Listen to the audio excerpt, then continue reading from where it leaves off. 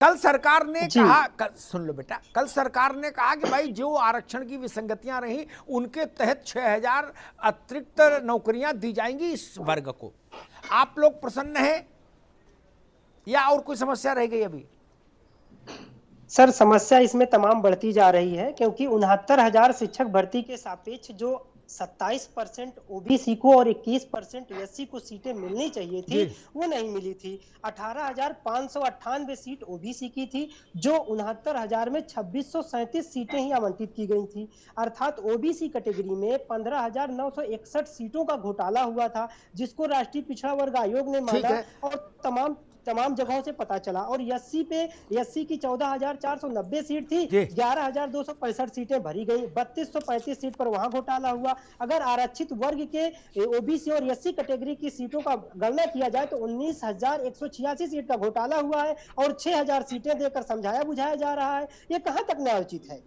सरासर यह एक घोटाला है। हम तो निवेदन करेंगे, जिस प्रकार से आदरणीय मुख्यमंत्री जी ने पहल करी, हम लोगों के आंदोलन को देखा और न्याय की बात करी, लेकिन आला कमान अधिकारी किस प्रकार से न्याय की बात करते हैं, किस प्रकार से गुमराह करते हैं कि उचित न्याय नहीं हो पाता। जब तक 27% आरक्षण पूरा नहीं होगा तब तक कैसे माना जाए? तूफान सिंह, अच्छी बात कही और आपने सबसे अच्छी बात ये कही, बहुत सरल शब्दों में समझाया ताकि कहीं कोई भ्रम ना रहे।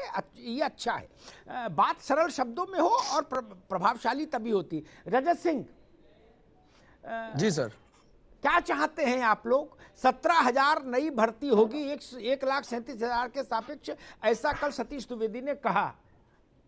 मैं देख रहा हूं लखनऊ में उसके बाद भी तपिश कम नहीं हुई है और बच्चे जो हैं वो आंदोलन को और तेज करने को तैयार हैं। क्यों सर? एक कहावत है, ऊंट के मुंह में जीरा। उसी प्रकार से मंत्री जी ने और मुख्यमंत्री जी ने कहा था शिक्षा आयोग का गठन होगा, हर साल भर्ती देंगे। आज 3 साल से रोजगार प्राथमिक शिक्षक भर्ती को नहीं दिया गया और आज 21 लाख की फौज खड़ी हो गई है, तो 17,000 शिक्षक भर्ती का विज्ञापन दे रहे हैं। आपको सर बता दें कि सूबेदार Singh previous state of UP में सुनवाई करते हुए कटाप कक्कड़ पर उत्तर प्रदेश सरकार ने कहा था कि 51,112 पद अभी बेसिक में रिक्त है, हम अगली भर्ती में हम जल्द अगली भर्ती निकालेंगे। आज प्रदेश सरकार 68,500 के रिक्त पदों पर भर्तियां निकाल कर क्या दिखाना चाहती है? आज सरकार जो बता रही थी, माननीय योगी जी ने जो कहा था एक शिक्षा आयोग का गठन होगा, उसके हिसाब से हर साल भर्ती आएगी, वो तो कहीं ना कहीं जुमलाबाजी हो गया। आज 17,000 भर्ती देकर ऊंट के मुंह पे जीरा जैसा, जीरा भी बहुत महंगा है, जीरा बहुत महंगा है। जी सर, हमारा बस यही था कि जो सूबेदार स्टेट ऑफ यूपी में जो सूबेदार की याचिका पर सुनवाई होते हुए सुप्रीम कोर्ट में कहा गया था हलफनामे में 51,112 पद हम देंगे, तो हम उसी प्रकार से हमने आंकड़ा लगाया 51,112 पद हलफनामे के अनुसार प्लस 17,000 और प्लस जो हर साल 10 से 15,000 रिटायरमेंट होते हैं, उसके आधार पर 97,000 शिक्षक भर्ती की हम मांग आज लगातार 3 वर्षों से कर रहे हैं। अभी भी हम धरना स्थल इको गार्डन पे बैठे हुए हैं, अनवरत धरने का 19वां दिन है। हम सब इस खुले मैदान में इतनी ठंडी में बिना छत के लगातार बने हुए हैं सर, लेकिन प्रदेश सरकार हम सबको बातों को न सुनते हुए आज 17,000 भर्ती देकर हमारी आवाजों को, मांगों को दबाया जा रहा है सर। ठीक बात, ठीक। अशोक पांडे जी, हमने और आपने दोनों ने मंत्रियों को काम करते देखा है बहुत नजदीक से, ठीक है। मुख्यमंत्री किसी मामले में जब व्यक्तिगत रुचि लेते हैं तो वो अधिकारी, उस संबंधित अधिकारी से कहते हैं कि भाई वो मसला लाओ क्या है और उसको करो तुरंत, ठीक। मुख्यमंत्री को आंकड़े तो सब याद नहीं हो सकते पूरे प्रदेश के हर विभाग के, जैसे रजत को याद है कि कौन से मुकदमे में कौन सा निर्णय कब आया, नहीं याद हो सकते। उन्होंने कहा कि भाई इन बच्चों का जो आरक्षण वाला मसला है इसको निपटाओ, आज ही निपटाओ, तत्काल निपटाओ, ठीक। ये तो अधिकारियों ने ही उनको गुड़ा भाग समझाया होगा, 6,000 हैं सब, बाकी सब हो गए, समझाया होगा ना। और हैं 19,000 से ज्यादा। एक बात सुन लो महाराज। दूसरा, उन्होंने कहा होगा जितनी भर्ती है, जितनी जगहें खाली है भर्ती निकाल दो, नहीं, जो योगी जी ने कहा होगा, ठीक। अब उसमें सतीश द्विवेदी मंत्री से लेके और बेसिक शिक्षा के डायरेक्टर तक, सचिव तक, सब मिला के उनके सामने कागज ले गए होंगे कि सब 17,000 निकल रही हैं, तो उनके पास तो कोई माध्यम नहीं कि वो चेक कर लें कि झूठ है कि सच है। वो कहेंगे ठीक है जो निकले वही निकालो।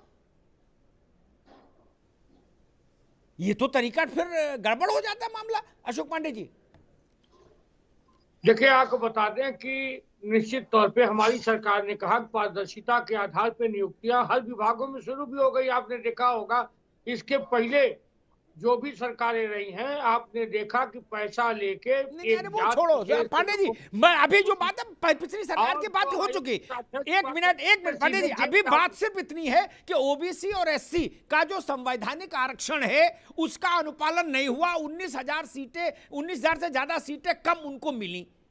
अब जो फैसला बाबुओं ने किया उसमें 6,000, तो जो बाकी 13,000 हैं वो कैसे मिलेंगी? ये मसला है। देखिए, निश्चित तौर पर इसमें योगी आदित्यनाथ जी ने जिस तरह से पहल की है और जिस तरह से निर्णय हुआ है कि तत्काल 6,000 लोगों को 6 जनवरी तक आरक्षण के कोटे को देखते हुए संवैधानिक ढंग से नौकरियां दी जाए और 17,000 लोगों को निश्चित तौर पे, जो और साथी अभी बोल रहे थे, निश्चित तौर पे हमने ये नहीं कहा कि इसी पे बंद होगा। हमारा कहना है कि पहले तत्काल हो, फिर लोगों की बात फिर सुनी जाएगी और निश्चित तौर पे पारदर्शिता के आधार पे और निश्चित तौर पर संवैधानिक के आधार पे इन लोगों को शायद न्याय संगत काम होगा, इसमें कोई दो राय नहीं।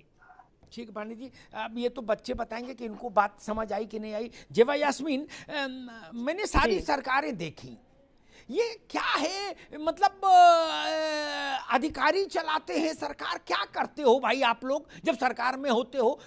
इसमें तो कोई 8वीं पास भी आदमी समझ ले, बच्चा समझ लेगा कि भाई जितना परसेंट एससी का, जितना परसेंट ओबीसी का, उसको तो कोई मार नहीं सकता। माइका लाल, इतना बड़ा आदमी तो भारत की जमीन पर जन्मा ही नहीं जो इस आरक्षण को खा जाए।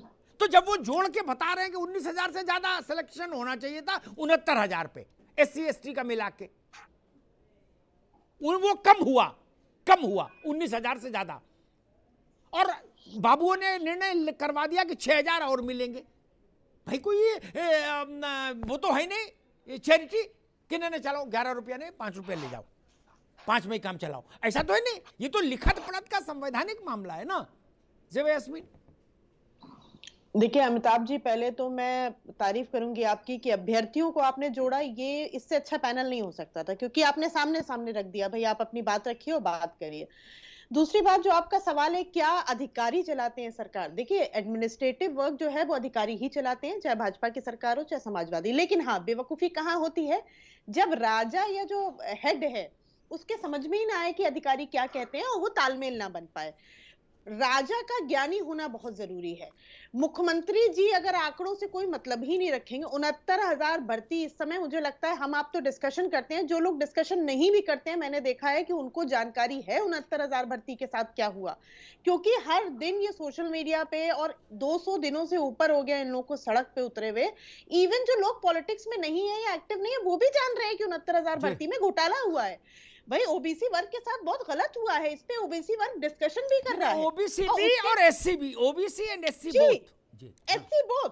और अभी बच्चे बता रहे हैं कि 20,000 पद है और किसी को भूख लगी और आप उसको खाली सूप पिला के घर विदा कर दीजिए, तो बताइए वो क्यों नहीं चिढ़ेगा। आपकी सैलरी 50,000 है और 5,000 ट्रांसफर होती है तो गुस्सा तो आएगी, और वो गुस्सा वो सड़कों पे दिख रहा है कि इनके ऐलान करने के बाद कुछ नहीं हुआ। और दूसरी बात, 6,000 भर्ती, अभी आप लखनऊ का केस देखिए अमिताभ जी, एक लड़की शिखा पाल है, वो टंकी पे बैठी हुई है पिछले 150 दिनों से जी।